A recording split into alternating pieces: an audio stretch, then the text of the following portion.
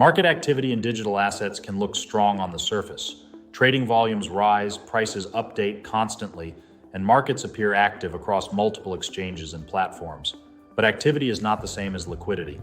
For institutional investors, the real question is not how much trading is happening, it's how much capital can actually be executed without significantly moving the market.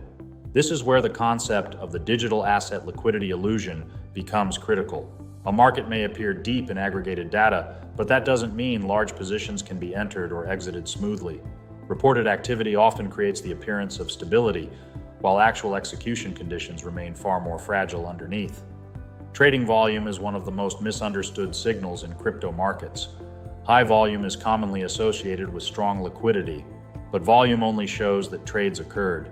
It does not show whether those trades could be repeated at scale without slippage or disruption. In many cases, high-frequency trading, fragmented venues, and speculative flows inflate activity without adding real executable depth. That's why institutions focus on something deeper, executable liquidity. Executable depth measures how much capital is truly available at stable pricing, how resilient order books remain under pressure, and whether liquidity providers are willing to absorb large orders. Because real liquidity is not what appears on the screen, it's what survives execution. And this distinction becomes most visible during market stress. When volatility rises, liquidity providers often widen spreads, reduce exposure, or pull back entirely. Order books thin out. Arbitrage activity slows. Markets may still appear active, but the ability to execute large trades efficiently begins to disappear. This is where the liquidity illusion reveals itself. Fragmentation makes the problem even more complex. Liquidity is spread across exchanges, protocols, and automated market makers. Aggregated data can make markets look larger than they actually are. But in reality, liquidity may be thin, disconnected, or difficult to access across individual venues.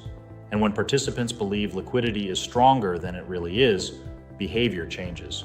Investors increase exposure, assuming execution conditions will remain stable. But when real depth is lower than expected, even moderate orders can create major price impact, slippage, and forced repositioning.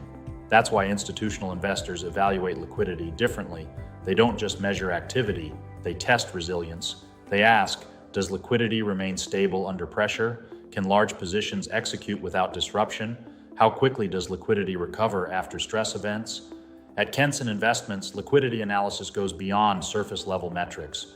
The focus is on understanding real execution capacity, market structure resilience, and how liquidity behaves when conditions become unstable. Because in digital markets, visible activity does not always mean real liquidity. If you want to better understand how institutional investors evaluate liquidity risk and market structure, visit kensoninvestments.com and connect with the team today.